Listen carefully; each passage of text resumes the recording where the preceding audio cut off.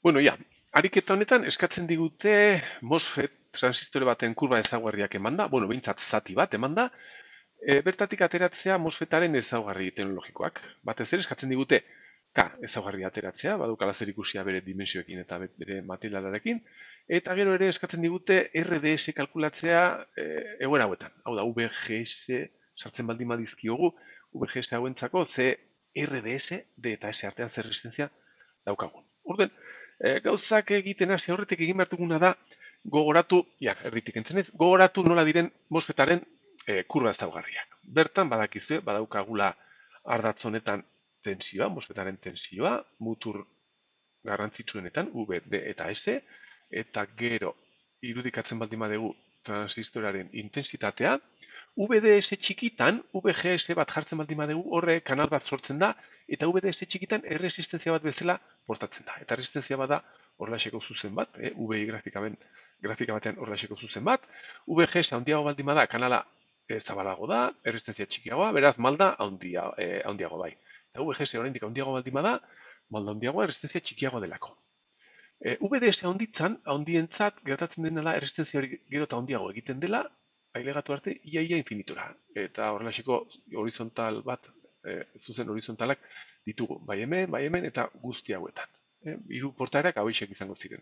Hemen, azalera guzti honetan, puntu guzti honetan, asetuta egongo zen gure transistorea, asetasun gune izango genuen, hemen ardatz honetan, intensitatea 0 denean, 0 dela, VGS txikia jartzen baldin baditugu hemen mozketa eredua edo mozketa gunea izan behar dugu, eta beste azalera honetan, VDS txikientzat, hemen erresistentzia bezalako portaera bat izan behar dugu, eta zuzen hauen malda hau izan behar da D eta S artean daukagun erresistentziaren inbertsua. VI grafika hauetan, malda hauek dira erresistentziaren inbertsua.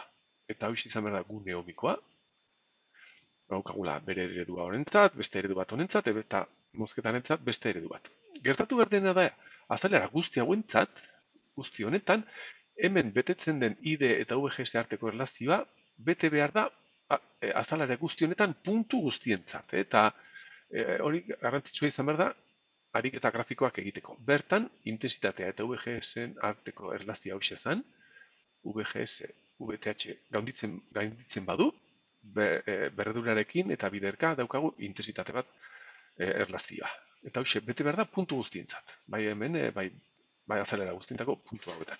Eta gune homikoan, hemen VDS txikientzat, hemen gertatu behar dena da, erresistentziaren formula bete behar dela puntu guztientzat. Bertan, maldaren inbertsua dela erresistentziaren balioa, RDS, hurbilketa, hauxe daukagu, bat zatik K, bider VGS ken VTH, kasu honetan berredura gabe. Eta erresistentzia horiek hurbiltzen ditugu formularekin. Eta hauxe bete behar da, azalera guzti honentzat. Beraz, hemen ariketa honetan eskatzen digutenez, erakusten digutenez, gune ohmikoaren grafika hauek, kurba ezaugarri hauek, hemen bete behar da formula hau. Ados. Orduan, esan bezala, zuzen hauetan, malda hau da, bertan daukagun erresistentzia VGS horrentzat. Orduan, hartzen baldin badegu adibidez, goiko hau. Malda hau izan behar da, adibidez, puntua hartzen baldin badegu, pues balio hau, 0,4 miliamper, zati 200 miliamper. Malda hori izango zen, demagun malda hau kalkulatzen degula, eta hau izan behar da, bertan daukagun erresistentziaren inbertsua. Lehen da biziko grafika horren malda izan behar da esan dugun bezala. 0,4 miliamper, 0,4 miliamper, zati 200 milivoltio, 200 milivoltio, eta esan bezala hau izan behar da, bertan daukagun erresistentziaren inbertsua.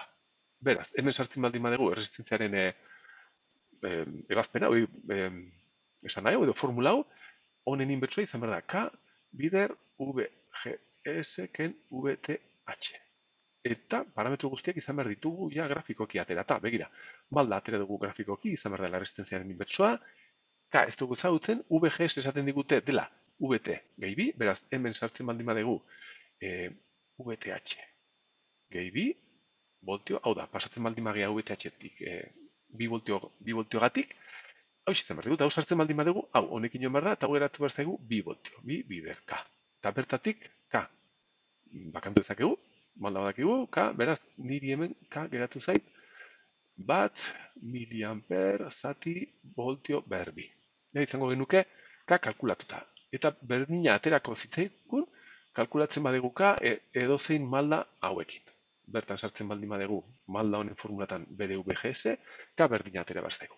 Ariketan ere eskatzen digute kalkulatzea RDS zuzen bakoitzarentzat. Ia, esan bezala, RDS izan behar da maldaren inbertsoa, beraz.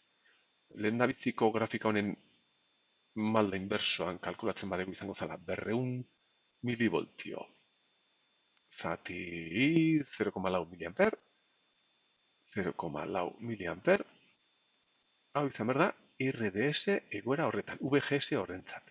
Eta hausin niri ateratzen zait 500 ohmio. Bale, bigarren zuzen honetan, hemen malda baldin bada M2, bere inbertsoa, bat zati M2, izan behar da 200 zati, puntu hau dago, 0 iri. Beraz, maldaren inbertsoa izango zen 200 milivoltio, zati 0,3 miliamper, izan behar dela egoera horrentzat daukagun RDS, hau da VGS horrentzat, izan behar dugun erresistenzia transistorean, eta bat eratzen da gutxi gara bera 677 ohmio. Eta azkenik, hirugarren honen RDS, erresistentzia kalkulatu behar dut, eta hau zuentzat utziko dut. Ja, hemen, malda hau baldin bada M3, bere inbertsoa, bat zati M3, izan behar da, hor izan behar dugun RDS VGS honentzat. Ja, hemen atera behar da, 200 zati 0,2, 200 milivoltio zati 0,2 miliamper, kasu honetan hau ateratzen da kilo ohmio bat. Erresistentzia handiagoa, malda txikiagoa. Eta azkeneko hau ez dut egingo, baina ikustazue maldaren inbertsoa izango zen 200 zati 0,1, 2 kilo ohmio aterako zen kasu honetan. Erresistentzia handiagoa, malda txikiagoa. Hau izango zen eskatu digutena ariketa honetan.